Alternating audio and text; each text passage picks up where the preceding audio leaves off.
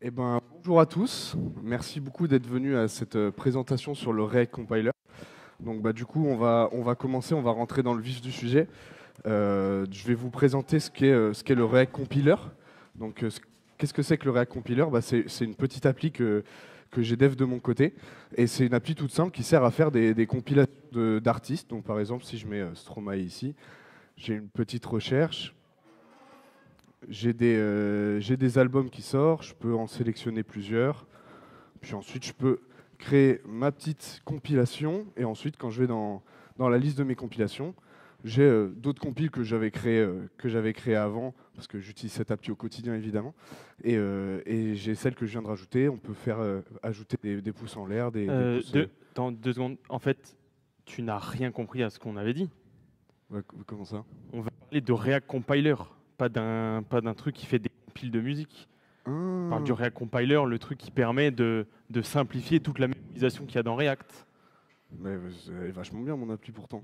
Tu vois pas de problème de Non, mémorisation, toi, dans non, React? franchement, Ok. enfin, ça marche quand même vachement bien la mémorisation, moi je trouve dans React. Eh ben écoute, je te propose qu'on reprenne un peu plus les bases, parce que je crois que tu as dû oublier 2, 3 trucs. Euh, Premièrement, on va commencer à expliquer comment fonctionne le rendering, parce que vu que tu ne vois aucun problème, donc on va imaginer le rendering comme si c'était une cuisine. Donc généralement, vous avez la première phase qui peut être associée à la phase de trigger, donc c'est quand on va demander le rendu d'un composant. Ensuite, le composant est rendu directement en cuisine, pour l'image ici, c'est la phase de render. Et ensuite, on a le moment où on envoie ce composant directement au client, qui est la phase de commit. Comment se déclenche un render? Donc il y a plusieurs possibilités. La première, c'est au rendu initial d'un composant. Ensuite, c'est si l'état du composant est mis à jour, donc c'est props par exemple, ou alors le state, ou sinon si l'état d'un composant parent est mis à jour. Toujours pas de problème? Non, jusque-là, ça me On paraît continue. cohérent. Du coup, maintenant, on va commencer à regarder comment fonctionne un re-render. Le re-render, c'est très simple. En fait, c'est comme si le client demandait une nouvelle version de son plat avec une petite modification. Par exemple, il n'aimait pas la coriandre, il en demande un. Ensuite, nous, on retourne en cuisine, on redemande une nouvelle version du composant. Et la cuisine nous renvoie la nouvelle version qu'on a juste à aller redonner au client. Et en fait, là-dedans, vous allez me dire, mais qu'est-ce qui est coûteux? Eh bien, en fait, là-dedans, il y a 2 choses qui sont coûteuses. Il y a la première, il y a toute la partie cuisine, parce que bien évidemment, ça prend du temps de cuisiner, et dans React, c'est pareil. Et ensuite, il y a une deuxième partie, qui est la partie browser painting, qui est une seconde tâche qui prend beaucoup de temps, et du coup, beaucoup de ressources quand on fait des re-renders. Jusque-là, ça me paraît cohérent. On va repartir d'un point dont on a parlé tout à l'heure sur pourquoi un composant pouvait être rendu, pour voir un peu si tu vois toujours pas de problème. On va parler de quand un composant est rendu parce que son parent. Là, je t'ai fait une super application de démo. Normalement, si tu cliques à un endroit, il y a un peu de délai sur les slides, mais normalement, si on clique à un endroit, si c'est vert, c'est que le composant est rendu. Donc là, imaginons, tu cliques sur la guitare, micro n'a pas changé, et pourtant, micro est rendu. Tu fais quoi? En vrai, c'est tout simple. Le React, il donne des super outils pour ça. Donc, j'ai juste à mettre un React Memo dessus. Donc là, ouais, il s'est bien mis. Puis, je reclique sur la guitare et ça se rend pas, quoi. Tout simple. Ouais, ok. Admettons. Maintenant, un super exemple ultra compliqué, une to-do list. On va vraiment prendre un exemple de to-do Ouais. list. Une to-do list, donc du coup, c'est une simple to-do qui prend deux props. La première props, du coup, visibility, c'est pour faire un filter. La deuxième, c'est pour une gestion du thème. Et ensuite, dedans, il y a un use state, une fonction pour faire une modification et une fonction pour filtrer les to-do. À partir de ça, mémorise-moi ce composant correctement. C'est tout simple. Là, on voit vite qu'on a notre composant de to-do, donc qui est juste ici. Lui, on aurait envie de le mémoriser parce qu'il ne va pas changer forcément tout le temps, notamment quand la couleur de thème va changer. Du coup, je vais mettre un React Memo dessus, ce qui fait que du coup, mon to-do, il est mémorisé. Après, là, je te le conçois, si le handle change il change, même si mon composant to-do est mémorisé, ça va rechanger. Du coup, on va s'attaquer au handle change et on va utiliser un super outil que nous donne React, c'est le use callback. Ok. Use callback, ça marche bien. Hop, aucune dépendance parce que la référence de la fonction va jamais changer en fait, donc elle se ré-rendera pas. Et là, le dernier truc que je vois qu'on pourrait mémoriser, c'est filter to do. En plus, c'est un peu un cas d'école du use memo. Donc là, On va mettre ça dans le use memo. On a un petit tableau de dépendance parce que notre liste elle est dépendante des de base et de la visibilité, donc du filtre. Et voilà, tout mon composant est mémoisé. J'ai utilisé les super outils de React. Et là, tu ne vois aucun problème. Bah, c'est Donc trop pour un pratique. simple composant de to-do, tu as besoin du React.memo, d'un use callback, d'un use memo, et pour toi, la mémorisation, elle se passe bien. Ah, franchement, c'était pas si dur. Ok, et bah tu vois, c'est exactement pour ça que les développeurs, ils détestent ça en React.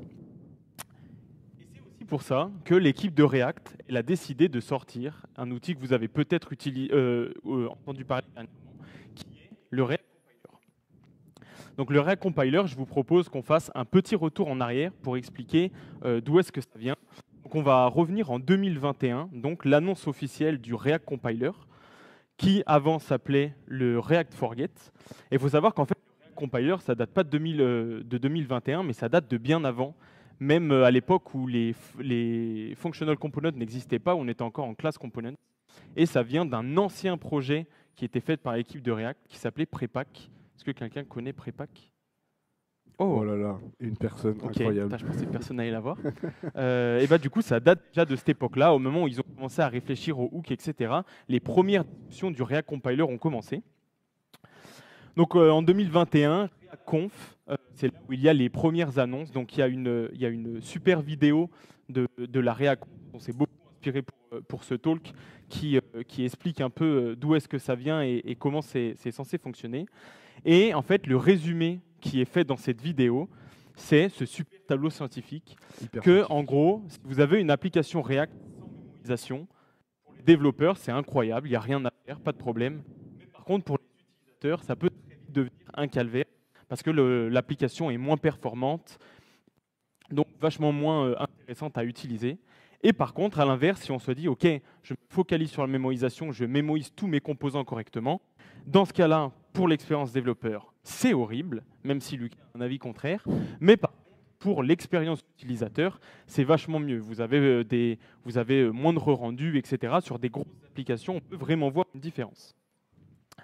Donc en gros, si on doit résumer, en 2021, il y a une annonce de projet dans le React, donc dans le laboratoire de React, là où ils testent des nouveaux projets. Ils annoncent donc un compilateur qui va faire toute la mémorisation automatiquement. Et en plus de ça, en supportant n'importe quelle base de code. Et en supportant n'importe quelle base de code très importante, et on le verra un peu plus tard. Ensuite, 2022, on a une annonce du React Lab sur un peu des avancées, parce que jusqu'à là, on avait l'annonce du projet, mais on n'en savait pas plus que ça. Ils annoncent et ils mettent à disposition du grand public le paiement. Donc en gros, c'est ce qui va permettre aux développeurs d'avoir un premier aperçu de à quoi va ressembler leur code en React une fois passé dans le compiler. Donc là, tout le monde commence un peu à regarder comment ça fonctionne, etc. Quel code ça produit, et c'est les premières informations qu'on a. Et ensuite, 2024, il y a l'annonce du React Compiler en version Canary. Donc, première communication de React, et à partir de là, une fois qu'ils annoncent que c'est open source, tout le monde en parle sur Internet. C'est vraiment devenu quelque chose de très affiché, on va dire, par la communauté. Et dernièrement, fin 2024, le projet est enlevé de la partie expérimentale de React et est annoncé en bêta, donc ce qui annonce déjà une première grosse étape. Enfin, tout ça, toutes ces histoires, toutes ces étapes, juste alors que React c'est censé être juste du JavaScript, donc. Alors oui, tu n'es pas le seul à penser ça, mais je crois qu'il y a déjà eu un débat assez long sur Internet, donc je te propose que l'on ne refasse pas le même. Allez, on fait comme ça. Bon, si tu as bien compris, si tu dois résumer, en gros, le React Compiler, qu'est-ce que c'est? Bah, du coup, dans React Compiler, il y a deux mots, et pour moi, le plus important, c'est pas vraiment React, c'est plutôt compiler. Donc, on va s'intéresser à qu'est-ce que c'est qu'un compiler. Tout bêtement, on va prendre la définition Wikipédia.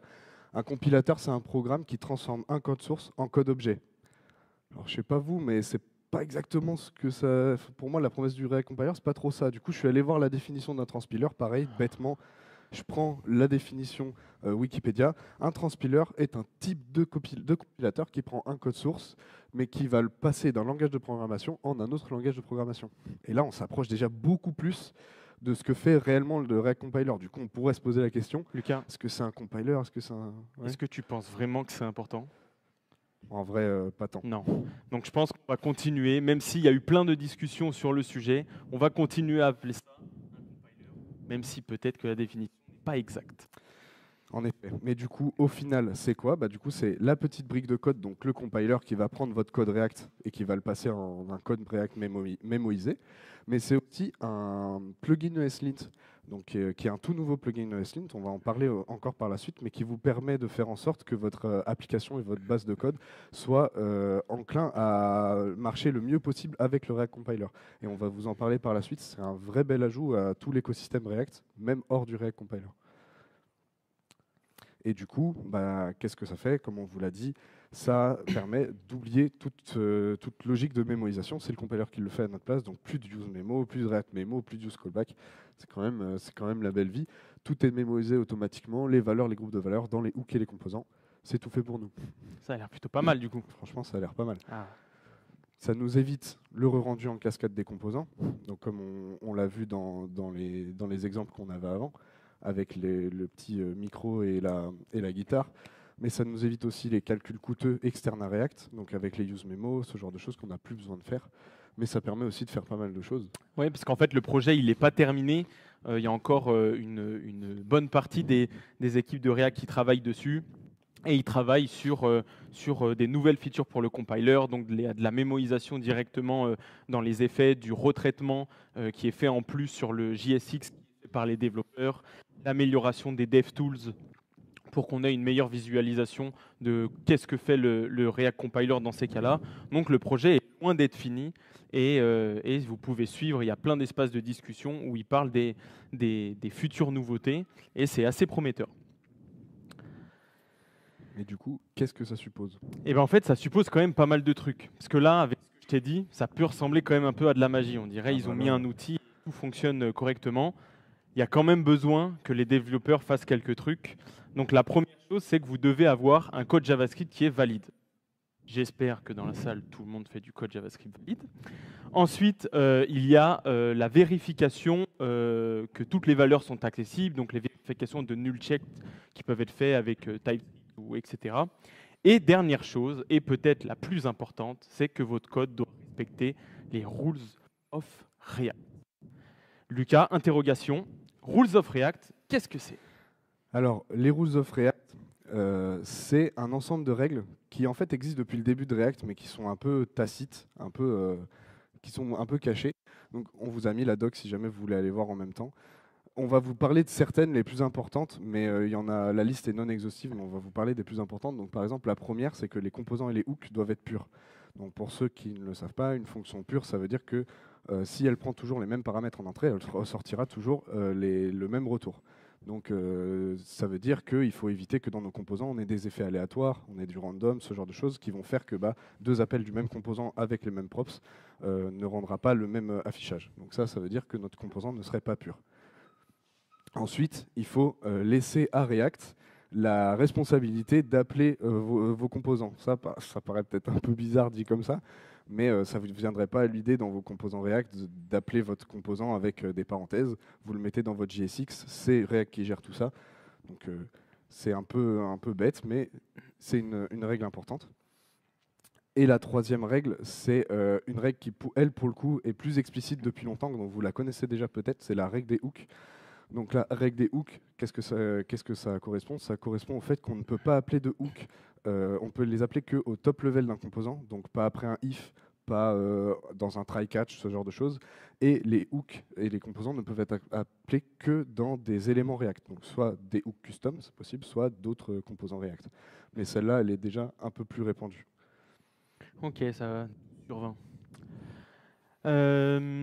Ok, et du coup, ça, c'est très bien les rules of React, mais du coup, est-ce qu'on peut quand même être un peu aidé pour mettre ça en place? Du coup, React nous permet de nous aider. Comme je vous l'ai dit, ces règles, elles sont tacites depuis longtemps, mais elles existent. Du coup, on a le strict mode, qui est quelque chose qui n'est pas du tout nouveau, que vous pouvez utiliser sur vos applications, qui va vous aider à régler ces règles-là.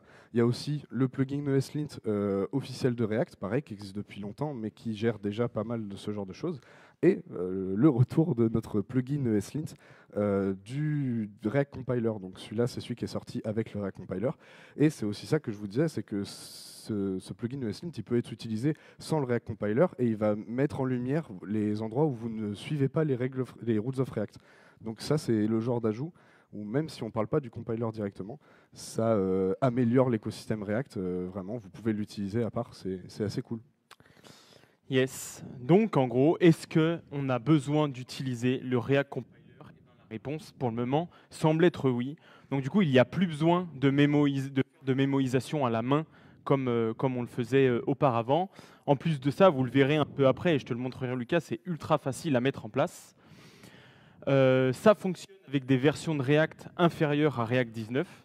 Même ça a été annoncé en même temps que React 19. Vous n'avez pas besoin de passer en React 19 pour l'utiliser. Vous pouvez l'utiliser avec React 17 ou React 18. Et ensuite, vous avez une mise en place sécurisée dans votre base de code. Qu'est-ce que ça veut dire? C'est que le React Compiler est capable en fait, de passer sur votre base de code, de déterminer si oui ou non vous respectez les rules of React. Et en fait, s'il se rend compte que certaines règles ne sont pas respectées, en fait, il va juste skip cette partie-là du code et il ne va pas essayer de la faire passer par le React Compiler. Donc c'est pour ça que vous pouvez le mettre en place, comme c'était dit tout à l'heure, sur n'importe quelle base de code, parce que même si vous avez déjà des mémorisations à la main, etc., en fait, le React Compiler ne le prendra pas en compte. Ça ne va pas cracher. C'est un truc assez cool quand même. Yes. Et encore, on va le répéter, et je pense qu'on le répétera ensuite plus tard, c'est que le React Compiler est encore en version bêta, donc son utilisation en production, en fait, est uniquement dépendant de la santé de votre base de code. Donc pour le moment, ce n'est pas forcément recommandé de l'utiliser en production. Il y a déjà plein de grosses applications, on le verra tout à l'heure, qui l'utilisent, mais étant donné que c'est en bêta, c'est quand même dépendant de ce que vous faites dans votre base de code React. Mais vous pouvez dès maintenant mettre le plugin ESLint. J'insiste, mais il est très utile. Donc en gros, pour résumer... On peut prendre une des phrases un peu... un des gimmicks de React, make it easy to build great user experiences, rendre le développement d'expérience utilisateur facile. Et c'est vraiment ça, en fait. Le React Compiler, c'est avant tout de l'expérience de dev, avant d'être de l'amélioration de performance ou ce genre de choses. Yes. Bon, pour le moment, on vous a donné plein d'indices, mais en vrai, ça peut ressembler un peu à de la magie. Donc, je vous propose qu'on fasse une petite compilation de bout de code à la main, comme si j'étais le React Compiler. Donc, on reparle de notre super bout de code ultra compliqué. Wow. Pour aider un peu le truc, j'ai mis un schéma sur la partie droite qui représente un peu. Donc, tout en haut, vous avez les différentes valeurs qui peuvent être dynamiques dans le composant. Et ensuite, on va mettre quelques flèches pour afficher les dépendances. Donc on regarde par exemple que la méthode filter_todo est dépendante des to-do et de la visibility. On retrouve un peu ce qu'on mettait avant dans le tableau des dépendances du useMemo. Et la première chose que va faire le React Compiler, c'est qu'il va créer des variables pour savoir si les différentes variables qui sont dynamiques ont changé. Donc là, on va en créer 3 pour les to-do, pour la visibility et pour le theme color. Et on les stocke directement en haut. Et ensuite, on va s'attaquer petit à petit à chaque bout, comme Lucas l'a fait dans la démonstration de tout à l'heure. Et le React Compiler, ici, qu'est-ce qu'il va faire? Eh bien, en fait, il va faire une chose très simple, c'est qu'il va mettre un if et il va dire le getFiltered est dépendant de la visibility et des to-do. Si l'un ou l'autre a changé, dans ce cas-là, je le recalcule. Ouais, simple. Là, c'est simple, mais par contre, je veux dire, si ça n'a pas changé, il se passe quoi? Parce que là, ton if, tu vas plus rien avoir, non? Ok. Il manque un petit else, en effet. Et là, vous voyez les 4 points d'interrogation. Et c'est là où apparaît toute la magie du React Compiler avec un nouvel élément qui est appelé le memo cache. Donc le memo cache, qu'est-ce que c'est? En fait, imaginez ça comme un énorme tableau où à l'intérieur, vous pouvez mettre toutes les valeurs qui seront mémoisées par le compiler React. Donc ici, par exemple, c'est exactement ce qui est fait. Si la visibilité et to-do ont changé, dans ce cas-là, on recalcule la valeur. Sinon, s'ils n'ont pas changé, on va chercher ce qu'il y a dans le tableau. Donc c'est vraiment ce qu'il y a de plus simple. Si la valeur est déjà dedans, on s'en sert. Si les valeurs n'ont pas changé. Et sinon, si ce n'est pas dedans, on va aussi le récupérer. Et en fait, le compiler, il va faire ça absolument pour tout. Et du coup, il va faire ça, comme tout à l'heure ici avec la fonction du endChange. On va aller récupérer la valeur dans le tableau si elle existe. Et si elle n'existe pas, valeur. Et ainsi de suite. Ça, à l'infini. On va faire ça aussi avec les composants. le add to do, on va faire exactement la même chose vu que c'est dépendant du thème, on met une condition, on va chercher dans le tableau. Et au fur et à mesure, le compiler va faire ça. Là, la liste, c'est dépendant des mêmes éléments de to do et visibility, donc on peut aussi mettre dans le if. Et au fur et à mesure, on va se retrouver avec des conditions imbriquées, des conditions qui sont très simples et qui en soi ont la même réflexion que vous avez quand vous utilisez useMemo ou use callback. Si les valeurs du tableau de dépendance ont changé, dans ce cas-là, vous recalculez. Sinon, prenez la valeur mémoisée. Et bien, le compiler, exactement ça, mais il le fait avec absolument tout. Pour l'instant, c'est surtout du pseudocode, donc est-ce qu'il n'y aurait pas moyen de voir ce que ça rend vraiment en vrai quand même? Parce que tu es en train de dire que ça va pas ressembler à ça? Bah, franchement, moi, j'y crois pas trop. Eh bien, regarde, ce que je te propose, c'est qu'on va aller dans le compiler. Donc, c'est une version un peu différente de ce qu'on vous a montré tout à l'heure, parce que vu que c'est open source, on s'est permis de faire quelques modifications. Et du coup, si à l'intérieur de ça, je colle le code qu'on avait tout à l'heure, on obtient la version sortie du React Compiler. Et vous pouvez voir qu'on va reconnaître des choses dont on parlait tout à l'heure. Donc la constante $, bah, ça c'est ce qu'on appelait le memo cache tout à l'heure. Et ensuite, vous avez exactement les mêmes conditions que ce que moi je vous ai fait quand je l'ai déroulé à la main. Vous avez les conditions si les valeurs ont changé. Si elles n'ont pas changé, on va directement chercher la valeur dans le memo cache. Et sinon, on recalcule la valeur et on la met dans le memo cache. Donc, c'est exactement ce qui est fait. Moi, c'était en pseudocode ici. Vous voyez que c'est quand même un peu minifié, etc. Mais dans la logique, c'est exactement la même chose. Le compiler, ça vient aussi avec autre chose. Ça vient aussi avec une partie source map. Donc, si des fois vous voulez aller essayer, vous avez un moyen de regarder qu'est-ce qu'un élément donne une fois qu'il passe par le React Compiler. Et du coup, ça peut permettre d'aider un peu mieux à la compréhension de ce qui se passe au moment de la compilation. Là, je vous ai montré le avant-après. Ça te paraît super simple. Ah, c'est facile, là. Et bien, en fait, le petit problème, c'est que entre tout ça, il y a quand même quelques étapes. Et je vous avoue, vous n'avez pas forcément envie d'ouvrir ces étapes. Et parce que des étapes, il y en a 43. Du coup, là, on va expliquer chaque étape une par une. À ton avis? Allez, c'est parti. J'espère que vous êtes prêts. H-I-R. Non. On va pas faire Allez. ça. En fait, il y a 43 étapes, mais ce n'est pas important les 43 étapes. À la limite, tu vois, je peux te les mettre en grandes catégories pour qu'on essaye de comprendre. Okay? Ouais, mais moi je suis un dev, j'ai envie d'aller au profond des explique choses. après pourquoi je n'explique pas les 43 étapes. Donc pareil, on va faire une version assez simple de cette partie pour vous expliquer un peu qu'est-ce qui se passe dans ces 43 étapes. Donc au tout début, il y a la partie Babel plugin, donc détermination de ce qui doit être compilé. Donc là, ça passe par la configuration de nos fichiers Babel, parce que du coup, il y a une petite configuration que l'on peut rajouter, pour le React Compiler. Ensuite, il y a une partie de lowering. Donc ça, c'est le passage d'AST en HIR. Ce n'est pas une étape qui est très importante pour les développeurs et pour la présentation. On ne va pas forcément s'attarder là-dessus. Pareil pour la suivante, c'est une amélioration et une normalisation de l'étape d'avant. Donc on l'a indiqué, mais là pour la présentation, on ne va pas forcément s'attarder dessus. Ensuite, il y a une étape qui est l'étape qui va vérifier si notre code respecte les rules of React. Ça va supprimer du code qui est mort, du code qui n'est pas utilisé. Ça va faire de l'inférence de type. Ce n'est pas l'inférence de type qu'on a l'habitude de voir en TypeScript.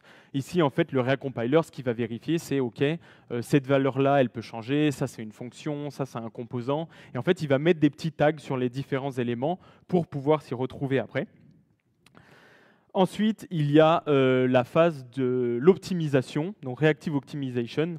Donc là, c'est la partie où le React Compiler va s'occuper de regarder quel morceau de code dépend de quelle valeur réactive. Donc comme tout à l'heure, on avait notre filter qui dépendait des to-do et de la visibility.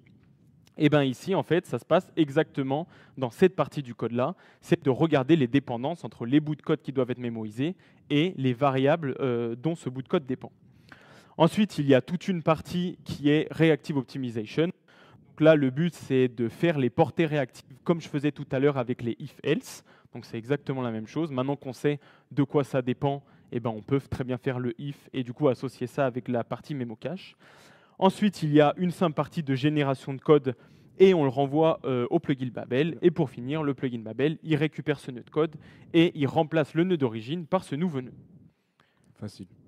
10 du étapes, coup, c'est plutôt pas mal. C'est plutôt pas mal. Mais Et du coup, maintenant, pourquoi on creuse pas? il faut savoir que quand on a préparé ce talk, à la base, on voulait aller un peu plus loin. On était vraiment parti pour expliquer les étapes un peu plus en détail. Et on a eu la chance de pouvoir échanger avec des personnes de la core team de React. Donc on leur a expliqué ce qu'on voulait faire dans le talk, ce qu'on voulait expliquer, etc.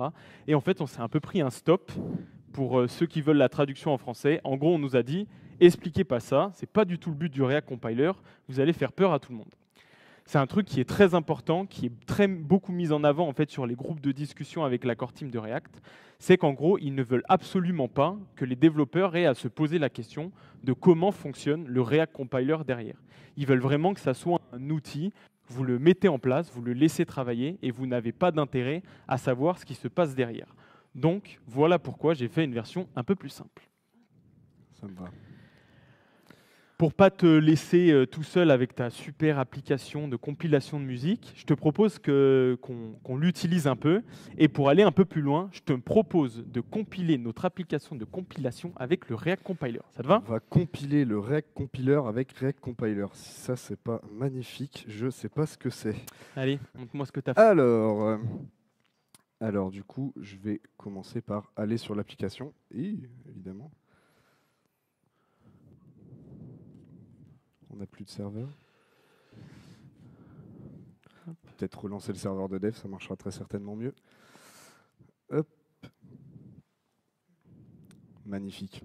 Bon, en plus, il y a un truc que je t'ai pas dit parce que j'avais peur que tu te moques encore plus de moi, mais j'ai un petit problème, un petit problème de rendu sur mon application. Ah ouais, ah bah, ça Ouais. m'étonne, pourtant la mémorisation c'était 600. Mais ouais, c'est facile, tu vois. Mais par exemple, là, si j'affiche ici, j'ai le nombre de re-rendus de mes composants. Ouais. Donc là c'est un nombre tout à fait normal. Mais si je prends le thème et que je fais ça, bah ça explose un peu, quoi. Donc, me dire que tes cartes sont re-rendues alors qu'elles ne dépendent absolument pas du thème. Ouais, C'est ça? ouais. Après, ça marche bien ta au mémorisation. moins, elles sont bien rendues, tu vois. 512 fois, c'est pas mal, quoi. Bon, du coup, si je vais sur le code, donc là, c'est le code de compiles.ts, donc c'est la liste de mes compilations. Ici, on peut voir, on a du code, donc là, on a un petit early return pour afficher un loading. Ici, on a toute la logique qui va récupérer les compilations depuis mon serveur. Et ici, on a un petit contexte React, vraiment tout ce qu'il y a de plus simple pour gérer le thème. On voit que c'est ma section, elle est dépendante du thème, donc mon composant, il est vraiment dépendant du thème pour le coup. Mais mes compile cards, bah, elles le sont pas, quoi. Ouais. Donc ce que j'aimerais, c'est Pourtant, qu'elles... ça re-rend, quoi. Pourtant, ça re-rend. Donc, ce que j'aimerais, c'est qu'elles se re-rendent pas. Donc on va utiliser le React Compiler pour ça. Ouais, tu vas voir, c'est jeu d'enfant. Première étape à l'utilisation du React Compiler, hop, c'est qu'on va faire ce qu'on appelle un health check. Donc React nous met à disposition une petite commande que je vais, hop, plus expérimental, bêta, que je vais lancer ici. Donc c'est un petit bout de code qui va passer sur notre codebase et qui va nous donner un peu l'état de santé de notre application et à quel point elle va pouvoir bien fonctionner avec le compiler. Donc voilà, ça a pris un petit peu de temps, mais la connexion n'est pas hyper bonne, donc c'est peut-être aussi un peu pour ça. Je vois que dans ma gigantesque application, j'ai 22 composants en tout et j'en ai 21 qui sont compilables. Donc comme on l'a dit tout à l'heure, il doit y en avoir un quelque part qui ne suit pas les règles de React, mais ce que va faire le compiler, c'est qu'il ne va pas le prendre en compte, il va le laisser dans son coin pour que ça ne crache pas, mais il va compiler tous les autres. Bon, normalement, ma compile card, elle n'est pas dans les 22, donc elle est pas dans les. C'est pas celui qui est pas bon, donc ça va. Ça, on va voir. Hein. On va bien voir, comme tu dis. On a aussi le strict mode qui est utilisé. Pardon. Donc ça, c'est ce qu'on vous a dit. C'est un outil de React qui est déjà présent depuis longtemps, mais on peut passer en strict mode pour suivre les règles de React. Donc ça, c'est positif. Et il a aussi checké les librairies qu'on utilise et il n'a pas trouvé de librairie incompatible. Franchement, mon appli, elle a l'air assez safe pour utiliser le React Compiler. Donc ça, c'est une bonne nouvelle. Pour une fois que c'est bien codé. Du coup, deuxième étape, on l'installe. Donc moi, c'est vraiment une appli vite normale, donc on va l'installer avec le plugin Babel. Hop, c'est tout installé, c'est magique. Si on va dans le package JSON, on voit, je ne sais pas pourquoi il est passé dev dependencies, mais c'est pas grave.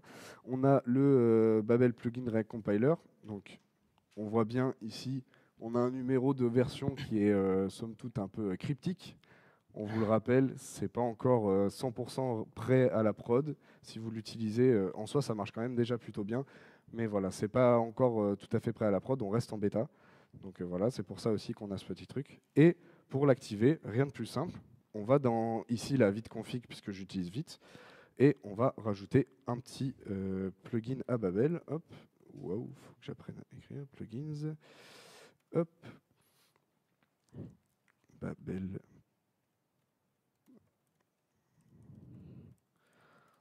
Hop. Ok, normalement ça devrait être bon. Je vais relancer mon serveur de dev. Avec vite, ça va vite. Hop là, je réaffiche mes rendus et normalement, Ah, magnifique. qu'on peut applaudir Lucas, Même c'était pas. pas simple. C'était beaucoup d'efforts de ma part. Le nombre de codes écrits est à 0 pour corriger ce problème, donc je suis pas peu fier. Et du coup, ça t'a pas l'air un peu plus simple que Si, tes 3 hooks? c'est vrai que c'est quand même un peu mieux que mes 3 hooks. Mais on peut même aller un peu plus loin que ça, parce que on va parler des DevTools. Donc on vous a mentionné que les DevTools étaient améliorés, et il y a déjà des choses qui sont faites. C'est quelque chose sur lesquels ils travaillent. Ok, on n'a pas... T'as pas les DevTools React? Je pense que ça va être dans le truc là, mais c'est pas grave. Ok, bon. En tout cas, en fait, vous avez dans les DevTools de React, là je pense qu'elles ne sont pas installées sur ce navigateur-là, mais en gros, dans les DevTools de React, vous le verrez après, on l'a mis dans les slides, on a toute une partie où, en gros, dans les intégrer des petits badges qui sont mis à côté des différents composants de React pour indiquer si oui ou non ils ont été mémoisés par le React Compiler. Donc quand vous débuguez, vous avez déjà cette première étape pour savoir si ce composant a été compilé ou si il a un problème et que du coup le compiler n'est pas passé dessus et n'a rien fait, quoi. Donc ça c'est plutôt pratique, on vous le montrera, on l'affiche dans une slide juste après. Et deuxième petit élément qui est assez intéressant dans le côté DevTools, donc c'est pas dans les DevTools de React, donc je vais pouvoir vous le montrer. Mais si je vais dans mes composants, donc ça c'est vraiment mon application comme vous l'avez vu dans mon IDE, vous voyez que mon compile.tsx il a deux versions. Il a une version en italique et une version normale. Si j'ouvre la version en italique, on retrouve, je sais pas si, bon, c'est pas hyper grand, mais c'est littéralement le code qu'il y a dans mon IDE, donc le code que je vous ai montré tout à l'heure. Et si on va dans le compile.tsx, c'est pas en italique, et ben on retrouve le code compilé par le React Compiler. Donc on peut voir très rapidement, ici on a le mémo cache, donc ce qu'on vous avait présenté avant, et on peut retrouver, je ne vais pas vous faire absolument toute la chose, mais on peut retrouver des if qui correspondent aux variables de si tel ou tel élément a changé. Donc c'est vraiment exactement ça. Et nous, ça nous a aussi permis de faire du debug. On a testé React Compiler quand c'était encore expérimental, là c'est en bêta, c'est un peu plus stable, mais il y a des moments où ça ne marche pas exactement comme on veut, et ça peut permettre de comprendre et de débugger s'il y a encore des problèmes. En fait, entre ces deux fichiers, du coup, ce qui est fait, c'est que si par exemple vous mettez un point d'arrêt dans un des fichiers, il va être directement aussi répercuté sur l'autre fichier, que ce soit le fichier du React Compiler ou pas. Donc, c'est vachement plus simple pour tout ce qui est des... Et Donc, maintenant, voilà. imagine, j'ai une super grosse application et du coup, je ne veux pas tout mémoriser d'un coup. J'ai la solution pour toi. Ce que React nous permet de faire dans ce cas-là, si on veut avoir le React Compiler qui s'active sur une partie de nos composants, mais pas tous, on a deux manières de le faire. Donc la première, c'est on active le React Compiler partout et on ajoute une petite directive qui s'appelle use no memo. Je sais que vous êtes tous fans des use quelque chose, hein. On a tous fait beaucoup de blagues à la sortie des React Components, mais ils continuent à faire des choses comme ça.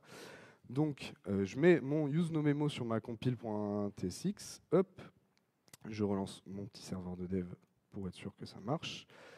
Et si je retourne là, que je réaffiche, normalement, hop, voilà, c'est recassé. Bon, en général, on n'est pas très content quand c'est recassé, mais du coup, ça vous montre que j'ai pu désactiver la mémorisation sur un composant vraiment avec juste une petite directive. Donc, vous pouvez utiliser la chose comme ça en l'activant partout et en le retirant de certains composants. Et vous vous en doutez, on peut faire l'inverse. Donc, on a un mode qu'on peut mettre dans la configuration du plugin Babel, qui s'appelle le mode annotation. Et à l'inverse, le compiler va être activé sur aucun composant, et vous pourrez l'activer avec une directive use memo sur vos composants pour les faire un par un, et que petit à petit, toute votre appli soit compilable et compilée par le React Compiler. Parfait. Bon, et ben tu vois, maintenant ton application est parfaite. Mince. J'ai besoin de ton doigt. Hop. Hop. Mais du coup, est-ce que ça tourne en prod? Parce que moi, ma magnifique application, elle est en prod, et comme on l'a vu, le React Compiler, il marche super bien dessus. Donc, Bon, après, t'as pas non plus est-ce que j'ai vraiment besoin d'autres exemples? Je suis pas t'as sûr. même pas, t'as pas non plus 1 million d'utilisateurs, quoi. Bah, j'en ai au moins un. Ouais. Quoi. Donc, faut savoir que oui, ça tourne en prod. Là, on vous a mis des exemples, bien évidemment. Toutes les applications De méta utilisent déjà le React Compiler. Et comme on vous disait, les petites pastilles que vous voyez là et qu'on a remises en haut, la petite pastille mémo, c'est ce qui vous indique, une fois que vous êtes dans les DevTools de React, si oui ou non le compiler est passé sur ce composant. Donc ça, c'est les premiers gros exemples qu'il y a. Et depuis que ça a été annoncé, il y a eu des entreprises plus courageuses que d'autres qui sont passées sur le React Compiler. Je crois que Sanity, d'ailleurs, est passé dessus. Donc, il commence à avoir de plus en plus d'exemples. Mais il ne faut quand même pas oublier que c'est encore en version bêta, donc à prendre avec des pincettes. Mais du coup, qu'est-ce qu'on peut faire dès maintenant? Yes, parce qu'on peut quand même l'utiliser. Bah ouais.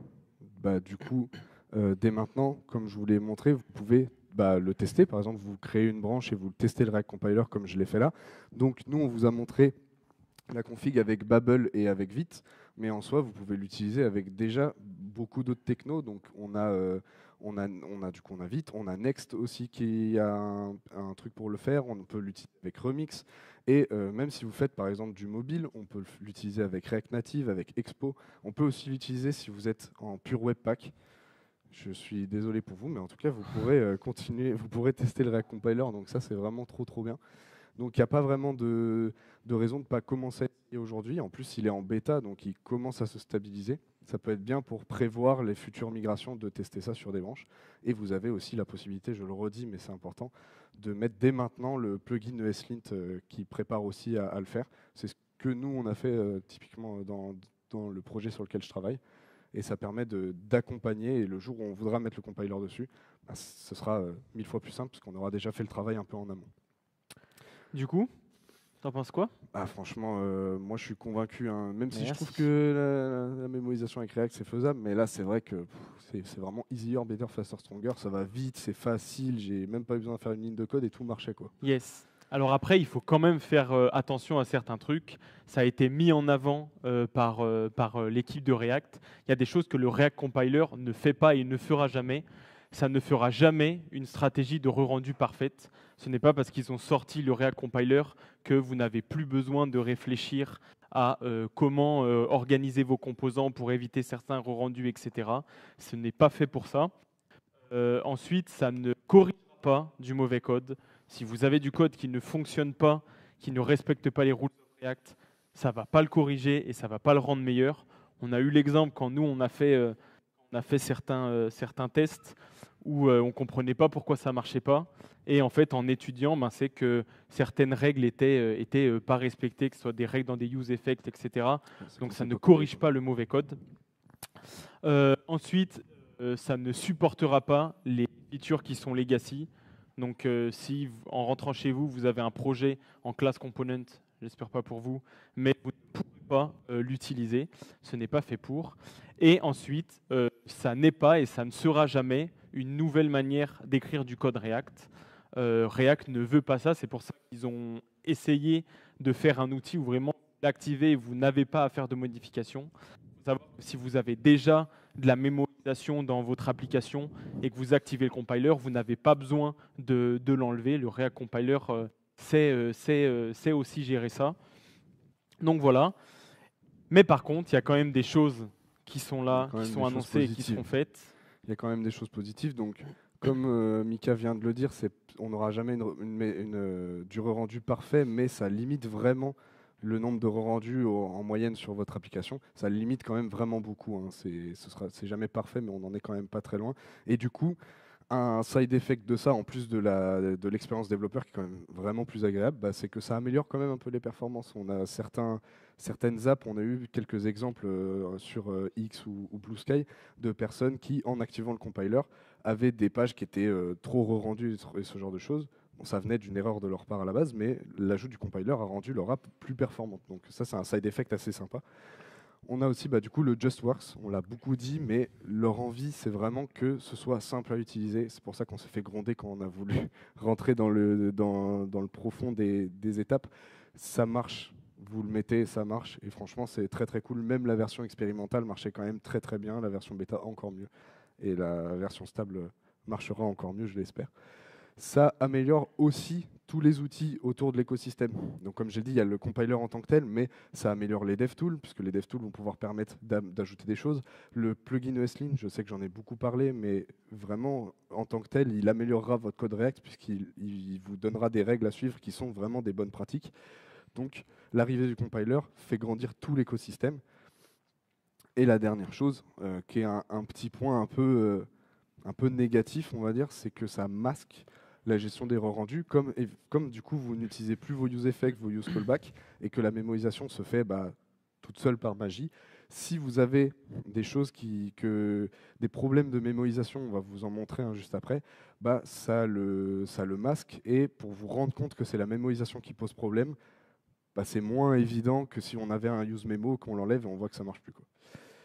Donc justement, en parlant de ça, on va vous montrer un exemple parce que on le redit, mais ce n'est pas encore prêt pour la production. C'est toujours en phase de développement, c'est en bêta actuellement.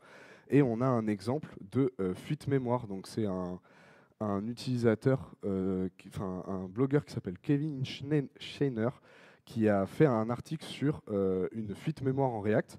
Donc pour le coup, cette fuite mémoire, il l'avait découverte avec les use callback et les use memo. Je ne vais pas rentrer dans le détail, il y aura toutes les références à la fin, mais c'est une fuite mémoire qui fait que les fonctions et les données se recréent en boucle, et du coup, vous avez littéralement une fuite mémoire. Et quand il a activé le compiler sur son appli en se disant peut-être que le compiler réglera ça, ma mauvaise gestion des use callback, il avait le même problème. Et du coup, on revient à ce que je vous ai dit juste avant. C'est beaucoup plus compliqué, c'est moins évident de se dire ah ça vient d'un problème de mémorisation. Et du coup, il faut quand même rester vigilant. Si jamais il y a des choses dans ce style qui vous arrivent, n'hésitez pas à essayer de désactiver le compiler. Vous pouvez même le désactiver juste avec le use no memo sur un composant. Comme ça, vous n'avez pas besoin de tout désactiver et tout.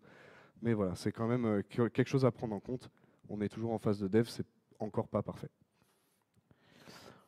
On vous a mis, et pour toi aussi, si pour tes futures applications de compilation de musique tu veux, on vous a mis les différentes ressources que l'on a utilisées. Et il y a une dernière qui est importante, c'est le working group. Faut savoir qu'il y a un groupe qui a été monté par l'équipe de React que vous pouvez demander à rejoindre. Vous avez après la chance de pouvoir parler avec la core team de React et du React Compiler. Nous, ça nous a beaucoup aidé. On a eu beaucoup de chance de parler avec certaines personnes qui nous ont bien aidés à comprendre des choses quand on est allé lire le code du React Compiler, parce que c'était pas si simple. Et ensuite, on espère que vous avez appris beaucoup de choses, que maintenant vous voyez un peu mieux comment fonctionne le React Compiler et que vous allez pouvoir arrêter vos mémorisations à la main. Merci à tous.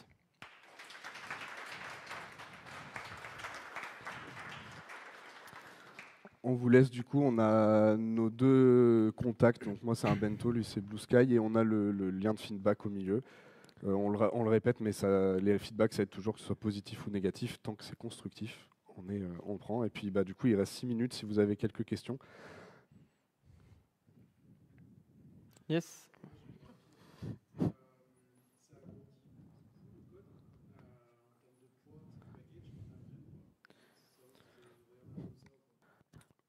Sachant que du coup, c'est du. Enfin, en soi. Ah oui, pardon. J'avais dit que je le ferais. La question, c'est est-ce que ça alourdit le package d'utiliser le compiler? Et pour répondre, du coup, comme c'est quelque chose qui se fait avant, c'est pas embarqué dans ton bundle à la fin, dans ton app qui est en live. Par contre, forcément, du coup, comme il y a une étape de compilation, elle n'est pas gratuite, elle coûte un peu. Mais sur les tests qu'on a eu à faire, C'était pas hyper coûteux quand on a un projet qui est en plus à côté en TypeScript, ce genre de choses. C'est pas la compilation du React Compiler qui va tripler le temps de compilation. Eux, ils ont une phase d'optimisation du code. Donc, ils font en sorte d'optimiser le code et ils font en sorte que le React Compiler soit optimisé. Donc, sur les benchmarks qu'il y a, la différence est vraiment minime. Il y en a une, parce qu'il y en a forcément une, mais la différence n'est pas énorme, quoi. Et en plus, il a été dev en TypeScript, mais ils sont en train de le réécrire en Rust. Donc ça va aller encore plus vite. Est-ce qu'il y a d'autres questions? Oui.